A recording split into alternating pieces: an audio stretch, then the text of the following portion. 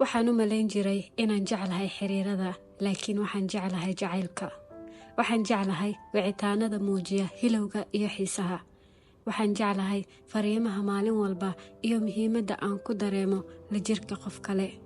Waxaan jeclahay samaynta balamaha iyo waqtiyada tayada leh ee aan la qaato dadka aan jeclahay. Waxaan jeclahay marka jacaylku fudud yahay, laakiin ma jecli marka arinku adkaado. Ma jecli muranka, mana aqaano sida loogu dagaalamo. Markaas baan si yar u daawadaa jacaylka oo iga yara farabaxsanaya.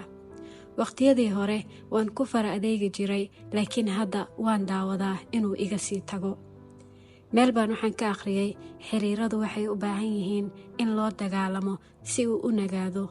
Laakiin sidee ugu dagaalamaa haddii aanba garanayn isla markaana aanan jeclayn xiriirada? Laakiin jacaylka waan jeclahay haddii qeexidiisu yahay sida aan soo sheegay.